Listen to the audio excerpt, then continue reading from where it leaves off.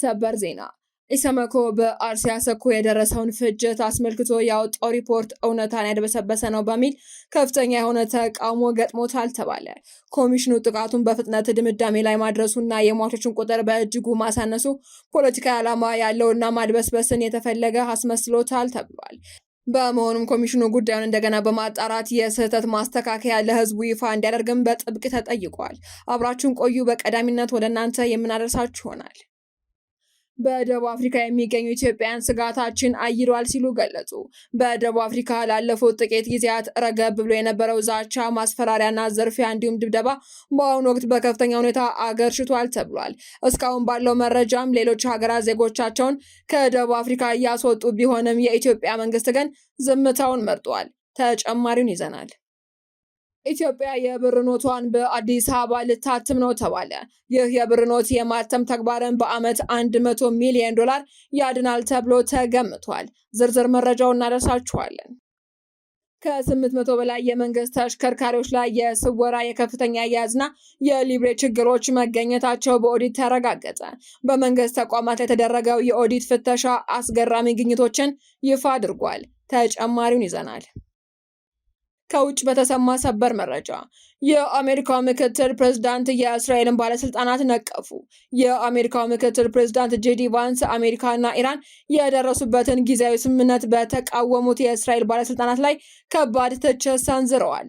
ተጨማሪ አለን። የታገደው የሩሲያ ሀብት ለዩክሬን የጦር መሳሪያ መግዣ መዋሉ ተገለጸ። ይህንን ተከትሎም 150,000 ድሮኖችና በመቶዎች የሚቆጠሩ ሚሳኤሎች ሊዘጉ ነው ተብሏል። ዝርዝር አለን። የተከበራችሁ ቻናላችን ቤተሰቦች ዝርዝር መረጃዎችን ከመመልከታችሁ በፊት ቪዲዮውን ላይክ በማድረግ ማድመጥ እንድትጀምሩ እየጋበዝን በቀጥታ ወደ መረጃዎች ተሸጋገርን።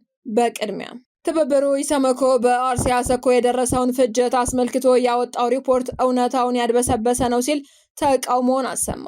ትብብር ለኢትዮጵያ አንድነት ለኢትዮጵያ ሰብአዊ መብቶች ኮሚሽን በላከው ግልጽ ደብዳቤ ኮሚሽኑ ሰኔ 1 ቀን 2018 ዓ.ም በአርሲ ዞን አሰኮ ወረዳ የፈጸመውን ጥቃት አስመልክቶ ያወጣው ሪፖርት እውነታውን የሸፈነና የሟቾችን ቁጥር ያሳነሰ ነው ሲል ወቅሷል። ኮሚሽኑ የሟቾችን ቁጥር 3 ብቻ ማድረጉ ስህተት መሆኑንና በትብብሩ ባለው መረጃ መሰረትም የሟቾች ቁጥር ከተጠቀሰው በ10 እጥፍ እንደሚበልጥ ተገልጿል። ጥቃቱ በአጋጣሚ የተከሰተ ሳይሆን ሃይማኖትና ማንነትን ማዕከል ያደረገ ጥንታዊ ቤተክርስቲያን ያቃጠለ የተቀናጀ ፍጅት መሆኑን አስታውቋል። ኢሰመኮ ለአርሲው ፍጅት የአካባቢውን የመንግስት መዋቅር እጅ አለበት የሚል የሰለባዎች ተደጋጋሚ ቅሬታ እያለ ኮሚሽኑ በፍጥነት ድምዳሜ ላይ መድረሱ ፖለቲካዊ ዓላማ ያለውና ማድበስበስ የተፈለገ አስመስሎታል ብሏል። በትብብር ለኢትዮጵያ አንድነት ፕሬዝዳንት አቶ አብርሃም ጌጡ በተፈረመው በዚህ መግለጫ ኮሚሽኑ ጉዳዩን እንደገና በማጣራት የስህተት ማስተካከያ ለህዝቡ ይፋ እንዲያደርግ የመንግስት መዋቅሩን ድርሻ በመጥቀስም ተጠያቂነት እንዲኖርና ህዝቡ ራሱን የሚከላከልበትን መፍትሄ እንዲጠቁም በአክብሮት ጠይቋል። በደቡብ አፍሪካ በስደተኛ ጠል ቡድኖች የተቀሰቀሰውና የውጭ ዜጎች ይውጡልን የሚለው ዘመቻ ተጠናክሮ መቀጠሉን በሀገሪቱ የሚኖሩ ኢትዮጵያውያን ገለጹ። ከጆሃንስበርግ ከተማ አቅራቢያ በምትገኘው ሚድራንድ ከተማ የሚኖሩ ኢትዮጵያውያን እንዳስረዱት ላለፉት ጥቂት ጊዜያት ረገብ ብሎ የነበረው ዛቻ፣ ማስፈራሪያ፣ ዝርፊያና ድብደባ በአሁኑ ወቅት በከፍተኛ ሁኔታ አገርሽቷል። የአመፁ መሪዎችም እስከ ሰኔ 23 ቀን ወይንም ጁን 30 ድረስ ሀገራችንን ለቃችሁ ውጡ ሲሉ ያስቀመጡት የጊዜ ገደብ እየተቃረበ በመምጣቱ በአሁኑ ወቅት በሁሉም አካባቢዎች ከፍተኛ ውጥረትና ስጋት መንገሱንም ነዋሪዎች ጠቁመዋል።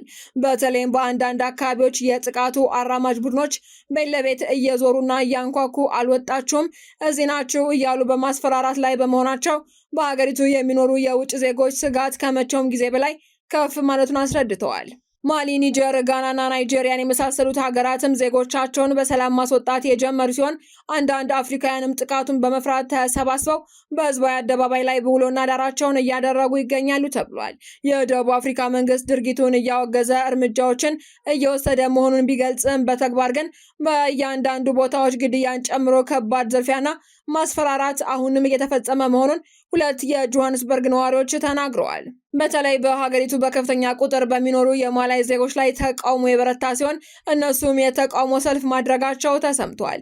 በደቡብ አፍሪካ የኢትዮጵያን ኮሚኒቲ አስተባባሪዎች ስለ ወቅታዊ ሁኔታና ስለሚወሰዱት ጥንቃቄዎች በቀጣይ ዝርዝር መረጃዎችን እንደሚሰጡ የገለጹ ሲሆን ሚዲያችንም ጉዳዩን በቅርበት ተከታትሎ ወደ እናንተ የሚያደርስ ይሆናል። ኢትዮጵያ የብር ኖቷን በአዲስ አበባ ልታትም ነው ተባለ።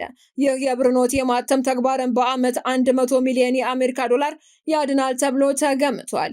ኢትዮጵያ የገንዘብ ኖቶቿን በውጭ ሀገር በተለይም በእንግሊዝ ለማሳተም በየዓመቱ የምታወጣውን ወደ 100 ሚሊዮን ዶላር ለማዳን እንደ አውሮፓውያኑ አቆጣጠር በ2030 ብርን በሀገር ውስጥ ማተም ለመጀመር ማቀዷን አስታውቃለች።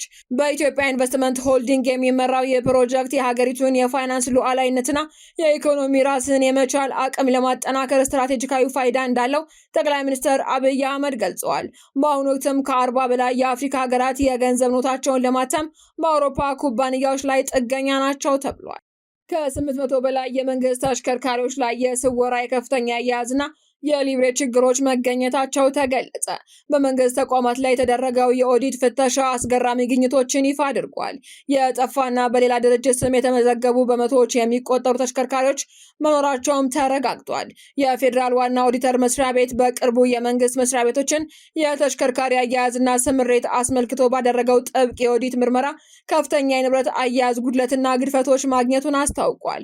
በኦዲት ሪፖርት ላይ የተመለከቱት በተለያዩ የመንግስት መስሪያ ቤቶች ስር የሚገኙ 9 መኪኖችና 6 ሞተር ብስክሌቶች ፈጽሞ የት እንዳሉ ሳይታወቁ የጠፉ መሆናቸው ተረጋግጧል።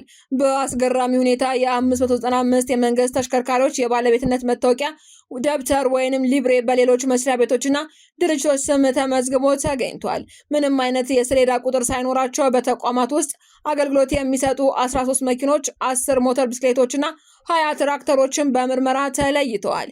ይህ የኦዲት ሪፖርት በመንግስት ተቋማት ዘንድ ያለውን የንብረት ቁጥጥር መላላትና የተጠያቂነትን ክፍተት በግልጽ የሚያሳይ ሆኗል።